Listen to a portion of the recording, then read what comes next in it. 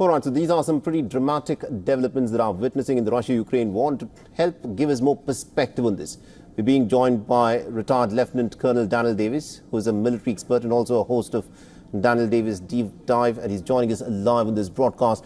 Now, Colonel Davis, this is an interesting turn of events that is happening. What we are looking at is a Ukrainian incursion into the Russian territory of Kursk, which is said to have gone as deep as about 15 kilometers. So it's pretty substantial. Do you think the Ukrainians could have done it without the Americans actually backing this incursion by the Ukrainians into Russian territory?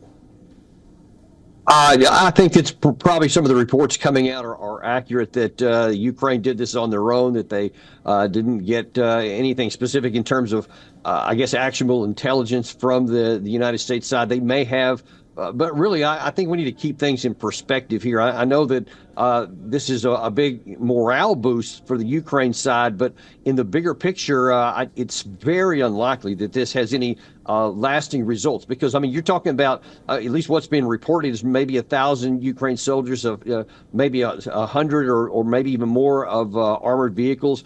But when you're talking about a front line that's over 600 kilometers and 500,000 to 600,000 Russian troops, another 200,000 to 300,000 not yet in contact, you see that this is actually a relatively small thing. Now, I think that the Ukraine side did this to score a media victory to make it look like that they're actually doing things, and it is no question caught Russia by surprise. They did not expect it. Their defenses were not that strong in this area, and that's why they were able to make a fairly deep incursion.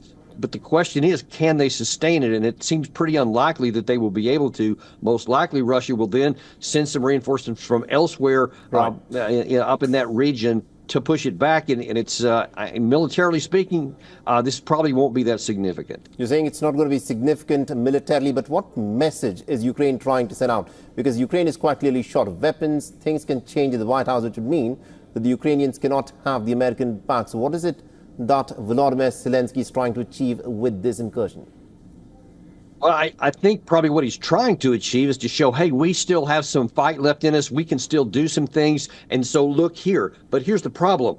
Russia is also continuing to move on the main line of contact in the east, especially in the Pokrovsk area, where they have made substantial gains in the last month or so and picking up steam in here. That is a far more important issue, because if Ukraine loses the Pokrovsk area, that will almost sever some of the main north-south communications and logistics lines. And then it'll also represent the last main line of defense they have. And if Russia continues to press there, they could then break into area where there aren't prepared defensive positions.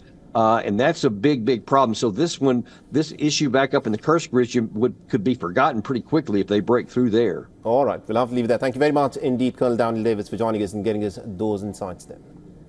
For all the latest news, download the WION app and subscribe to our YouTube channel.